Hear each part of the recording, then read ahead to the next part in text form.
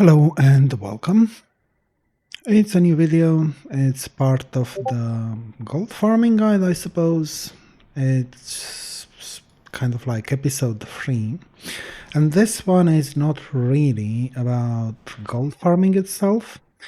It's mostly about how to get to a point where you're not really worried about gold at all. This is the point I am at right now. And it may not look like it because you can see up here I've only got 3400 gold. That's not a lot, right? But the thing is I've got 3400 gold and I don't need to spend it on anything really.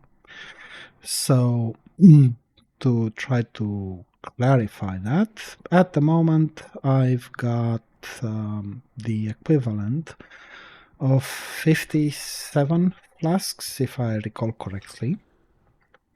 I actually only have 34 flasks, but I do have the materials roughly for crafting the other 23, right? So if we look at it, you can see that I've got 34 flasks, one on this character, 33 on that alt, so 44 in total. But I also have, 23 Black Lotus on the same alt, and I've also got 230 Mountain Silver Sage, and so on and so forth.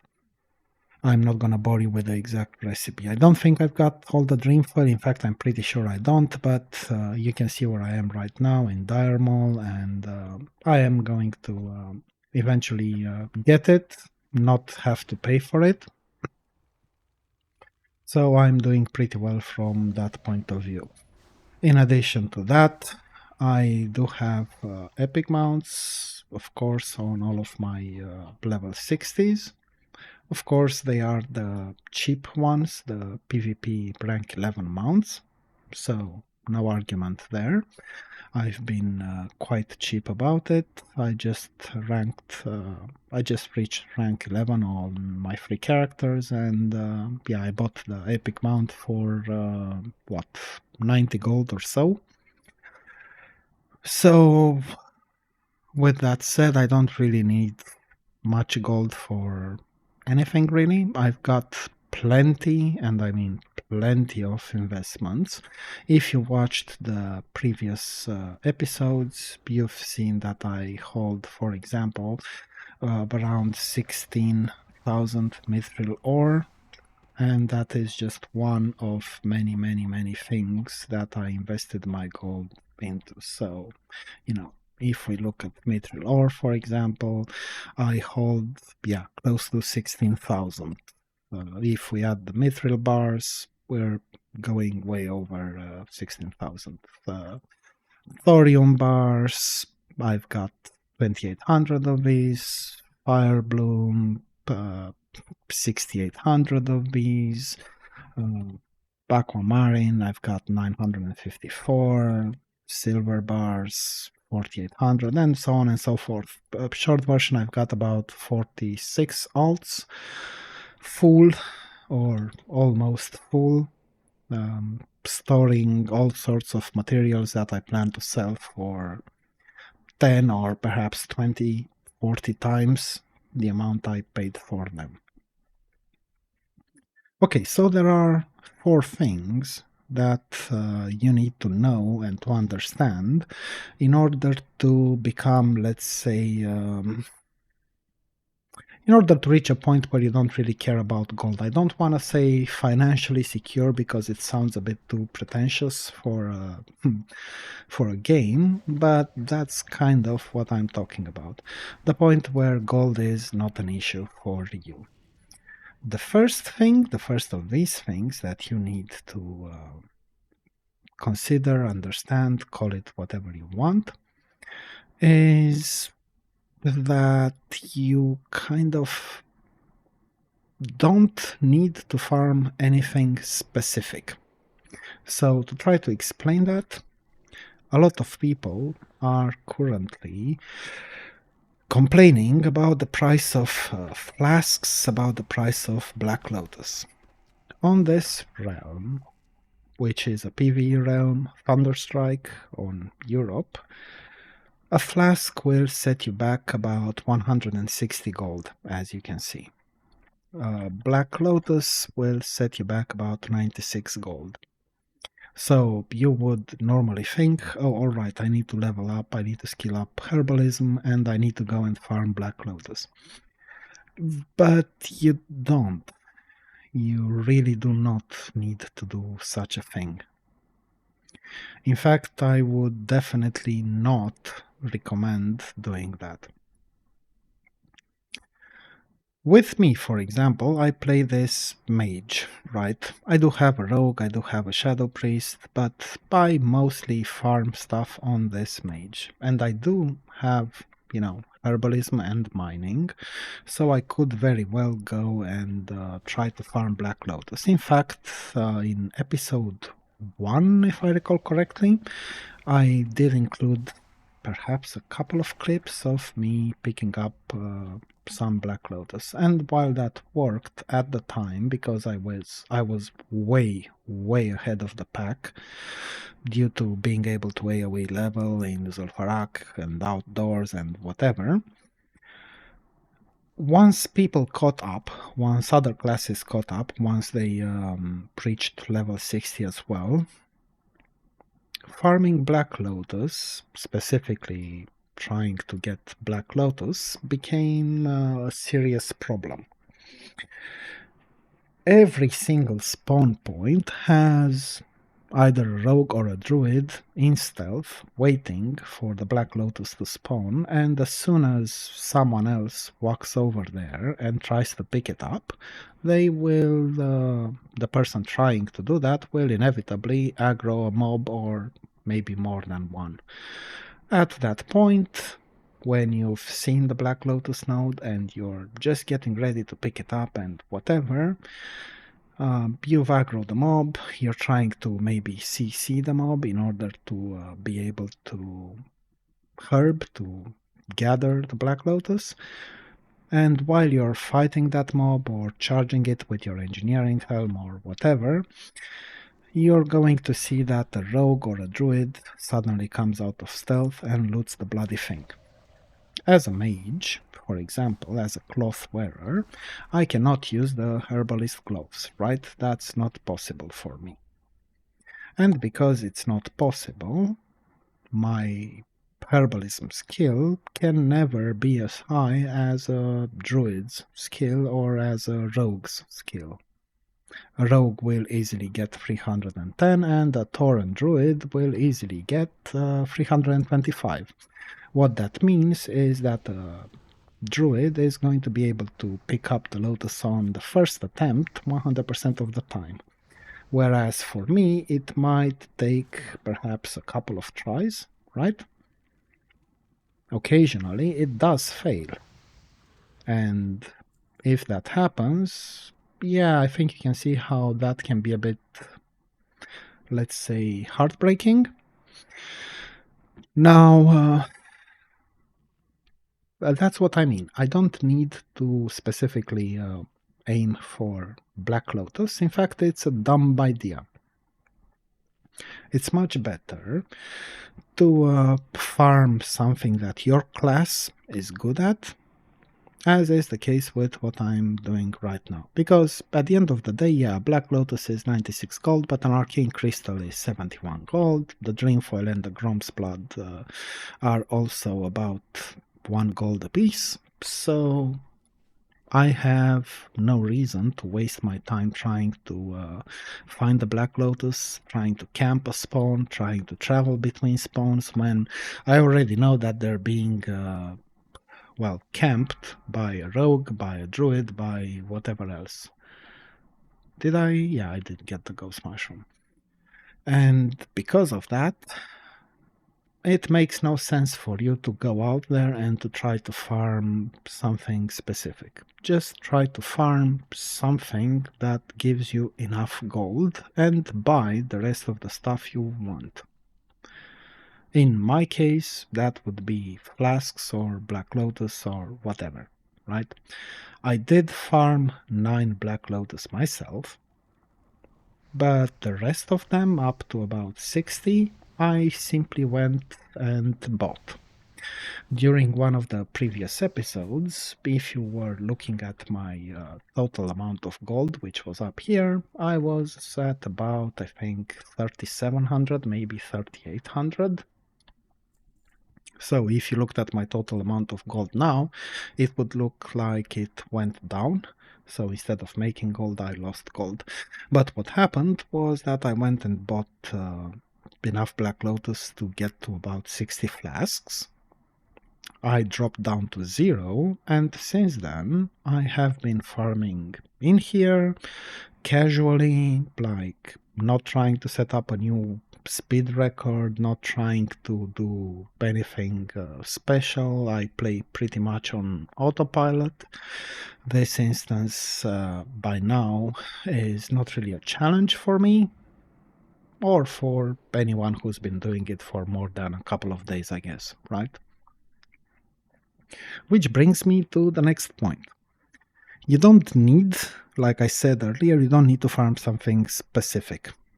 Instead, just find the most relaxing / efficient farm for you. For me as a mage, this is it currently.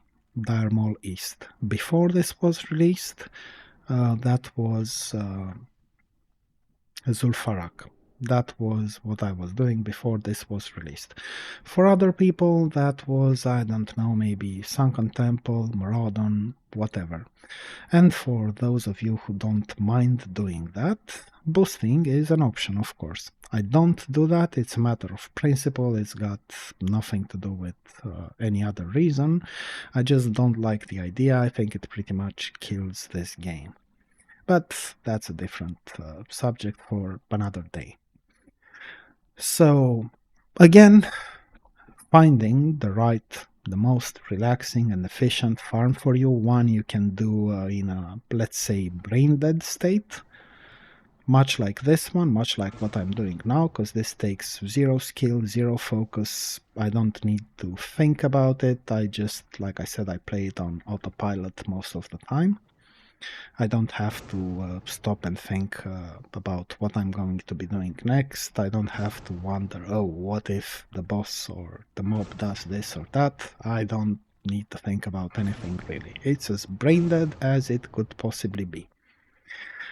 You've got a couple of bosses with a couple of abilities that you have to deal with. You deal with them and then you go and mine, herb, whatever. That's about it.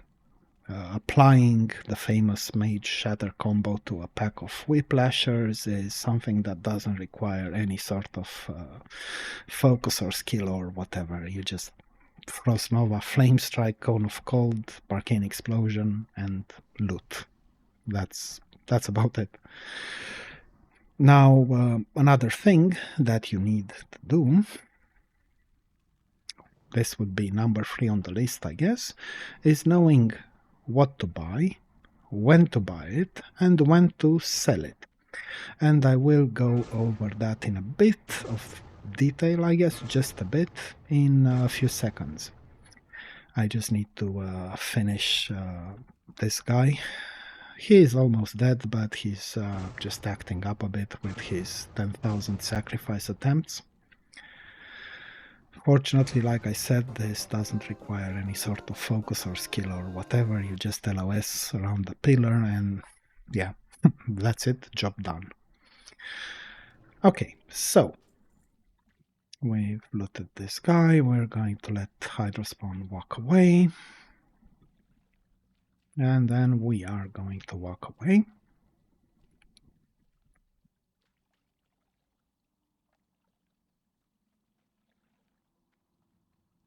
Right, so for example, and I have given many such examples in the past, a silver bar, including in the previous episode, a silver bar is currently going for, as you can see in the tooltip, 2 silver and 40 copper, right? I actually bought most of mine for under 2 silver apiece, And the reason for it is that they are utterly useless in Classic. The only thing anyone ever does with them is the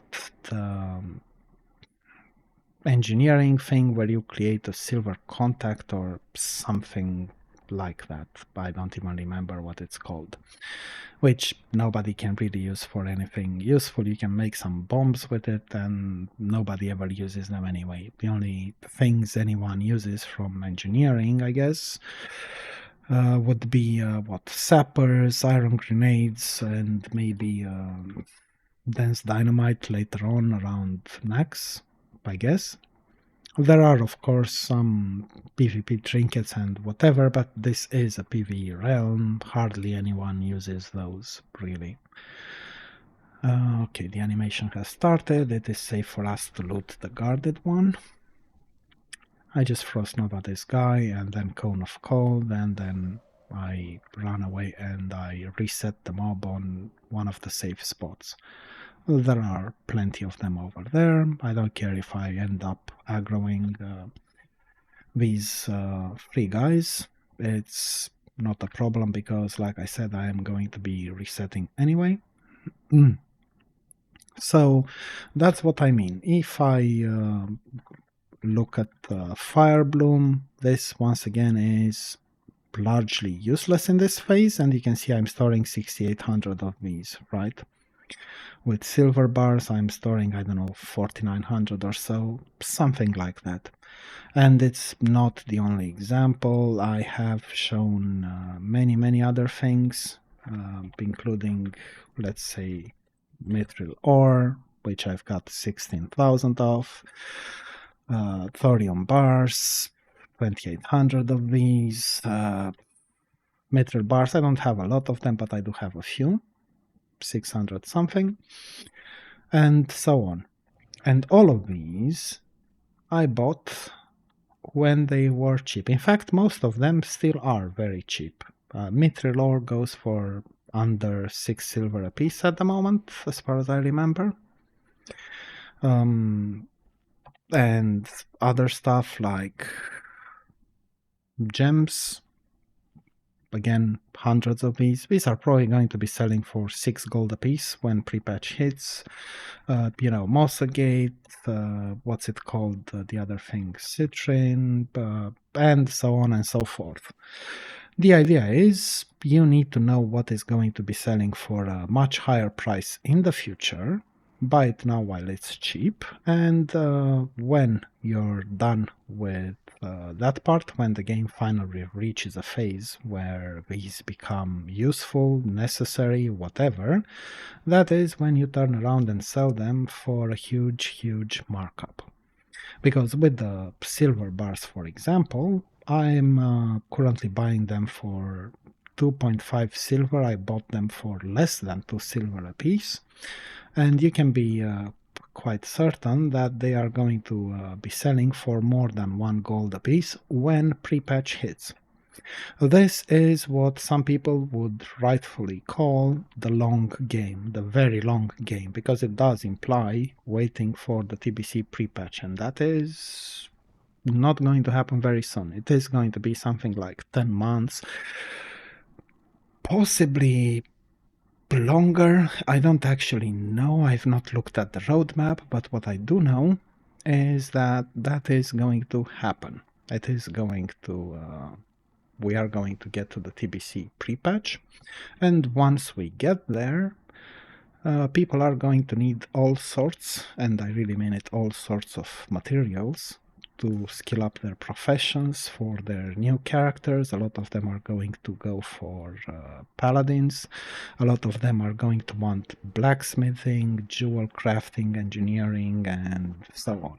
So if you know that that's going to happen, and let's be honest, everybody knows that, then you can very well start buying things that are extremely cheap when they are extremely cheap, and then turning around and selling them.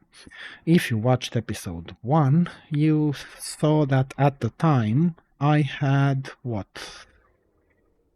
3700 winter squid, which I had bought for between 2 and 3 silver apiece. Obviously, these had been bought by various people in Ajara, right? But that is not my problem, and it was not my problem then either. I simply, by the way, this is what I'm talking about. There's no reason for me to go and try to farm Black Lotus because I can come in here, get my arcane crystals, my blue sapphires, whatever drops. I don't care, I don't mind. I'm not specifically looking for either of them. Whichever drops is absolutely fine with me. And I can obviously get my dream foil and my Grom's blood and my ghost mushrooms and whatever. And at this point for this run, which took, 21 minutes, and I'm terrible at running this while I'm recording and trying to do a live commentary sort of thing, I've already got enough. If I go and sell these, I've already got enough for a Black Lotus. So if you go out there as a mage and you try to farm a Black Lotus, I doubt you're going to get one in 22 minutes at this time. I think you're going to run into the same sort of thing I ran into, which was every spawn being camped by a number of rogues, druids, and whatever, with a snowball's chance in hell for me of actually herbing one, right? So, like I was saying, in the first episode, you could see me holding 3,700 winter squid, which I had bought for between 2 and 3 silver. Since then, I have sold all of mine, which is why you cannot see any of them here. But let's see what the current price is. 83 silver. Well, if you were holding 3,700 of them, like I was, this would be a very good time to sell, wouldn't you agree? I, on the other hand, sold mine much earlier. I sold them for between 20 and 60 silver each. I did not wait for them to reach 80 silver. There was always the possibility of that happening, but it was a risk I wasn't willing to take. I was not willing to wait until this thing happened because, frankly, although I am seeing those being listed on the auction house, I don't know whether anyone's actually paying that sort of money for winter squids anymore. It could very well be that someone has been relisting those for ages with no buyer anywhere, because anyone who plays, either a rogue or a hunter or whatever, they would have sold it by now. They would have bought thousands of those by now if they wanted to, right? They had no reason to wait until this ended up costing close to 1 gold each. But that is what I'm talking about. If we look at Elemental Earth, for example, you can see that I've still got the original 221 that I bought for between 8 and 20 silver, and you're welcome to see episode 1 showing the auction house prices. And you can see that Elemental Earth is currently going for 2 gold and 10 silver. So that's already 10 times the price it was when I recorded that episode, but I actually bought them for like 8 silver each. And I still haven't sold them because this plays into what I was saying. It's important to also know when to sell them. And I'm not going to sell mine now. I am going to sell them when they reach between 5 and 8 gold a piece, which is going to happen when AQ hits. It's that simple. A similar thing is going on with elemental water, right? You can see that it's now close to 1 gold on the auction house. Yeah, 1 gold 20, whatever. I've still got 271 of them, and again, I'm not going to be selling these. Instead, what I'm going to be doing is I'm going to create greater frost protection potions using these when Nax hits, and that's when I'm going to be selling them for, well, who the hell knows, probably about 6 gold each, right? I could very well start buying these things now, like all of them up to this one, and I would still make 5 times the money. The reason for which I'm not doing that is that I've got significantly better options, which you can see here in the list. The list is also in a previous episode. I think the last one before this one. And yeah, that is what I'm referring to. If you look at Chrome's Blood, I've got 1100 of these, and I'm not going to sell a single one of them right now, simply because they will be worth significantly more in Burning Crusade combined with Ghost Mushrooms. You're going to be able to make something called the Elixir of Demon Slaying, which for rogues, hunters, warriors is going to be much more powerful than a flask, than an attack power flask, because it's going to give them twice the attack power, albeit on a 5-minute duration. But people who are going to want to parse, they are absolutely going to need that Elixir of Demon Slaying for bosses that are demons, and Sunwell and so on. They're full of demons. So you are going to see people paying a premium for these. It's similar with Ghost Mushrooms. I could very well start buying all of these right now, like no regrets, down to here, because these are going to be selling for 10 times their price easily in Burning Crusade.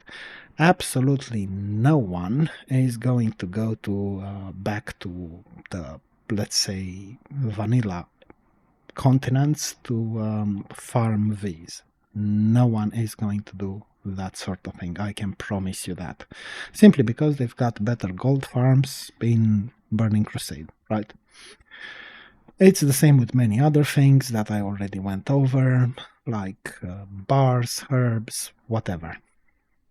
This thing, on the other hand, you can see it did go up to 1 gold 25, and once Blackwing Glare is cleared, you would actually, once it's launched, you would do well to get rid of them, because once they're no longer necessary, because mages are going to switch to fire after Blackwing Glare, they're probably going to be selling for, I don't know, 2 silver a piece. So it's not just about when to buy things, it's also about when to sell things. The last thing I want to say is that you need to understand, this is point number 4, I believe, you need to understand when you should be paying for things and when you should not do that. A perfect example of that, I suppose, is my weapon, right? I currently use this dagger. You can see that it lacks the 30 spell power enchant. And it's not that I can't afford it or that I'm being cheap. In fact, I've got all the materials I need for it right here in the bank. But as far as I'm concerned, this isn't worth the enchant. The problem with it is that it's vastly inferior to other options, like the Azure Song Mageblade, for example, because currently that is the best weapon you can get in the game. Blackwing Glare has not been released, rank 14 is not available, so yeah, Azure Song Mageblade is most likely the best weapon you can get. Because of that, there's no point in enchanting this blade for me. It would not help me get a good parse, because I would be way behind anyone who does have the Mageblade. I don't, right? So then, I don't actually need that enchant right now. I don't need any sort of enchant to clear MC, Blackwing Glare, and AQ40. I don't need flasks, I don't need elixirs, I don't need anything.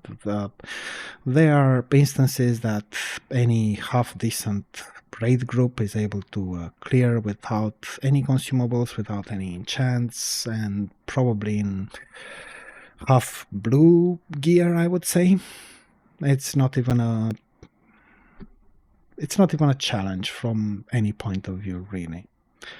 So that is what I mean. Another fine example would be the enchants you can currently get for legs and helms. And those are the ones created using Librams or Librams, of resilience, of focus, whatever.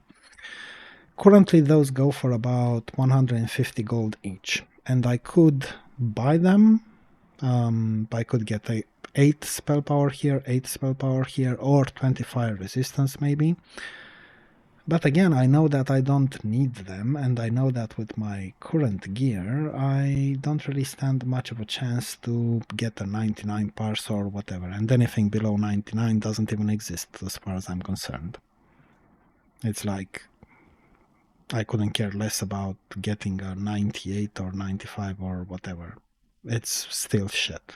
It just costs gold, right? So that's what I'm talking about when I say that you need to understand when you need to buy things and when you don't. To try to clarify that, you're not going to get a 99 or 100 parse if your gear is kind of shit, like mine is, and if your entire raid doesn't flask, and if you don't have the right raid comp, which usually means having over 20 warriors, but yeah, it is what it is. So, because that's not the case for me, in the guild I play in, flasks are not compulsory, but people use whatever consumables they want to use, if they want to use any. And I guess that does tell you enough about the situation, right? So because of that, I don't spend a lot of gold that I would otherwise have to spend, right? There's no point in me enchanting this crap weapon. There's no point in me going out of my way to get anti-consumables or whatever else, simply because if I can't get a 99, and I'm not going to get one, not with this gear, not in the current raid, then, what's the fucking point? Why would I spend all the gold for, simply put, nothing? That's what I'm talking about. Now, if you understand these 4 things that I mentioned earlier, and let me just quickly summarize them for you again. Number 1, understanding that you don't need to farm anything specific, because you can farm whatever makes gold for you and just buy what you need. Number 2, finding the most relaxing and efficient farm for you. In my case, that would be Dire Molist. Number 3, knowing what to buy, when to buy it, and when to sell it. And I did go over the whole thing with Grom's Blood, Silver Bar, Mithril Ore, gems, whatever. And number 4, understanding when you need things and when you don't actually need things, so that you don't end up spending lots and lots and lots of gold on basically nothing, on stuff that's not going to get you anywhere, on stuff that's not going to give you any sort of advantage. That is what I am talking about here. So if you understand these 4 things, it is just a matter of time until you get to the point where gold is something you don't even think about anymore. And that is the case with me right now. I'm not trying to, boast here like, oh my god, look at me, I'm so great, I've got 3,000 gold. There are players out there who already have 400,000 gold. Like, they have to use 2 characters to hold it. That's not what this is about. I'm not trying to break a record. I'm not trying to get the highest amount of gold known to man. I'm not trying to do any of those things. I'm just trying to casually play this game and not have to worry about having enough gold for consumables, having enough gold to be able to afford an enchant, having whatever.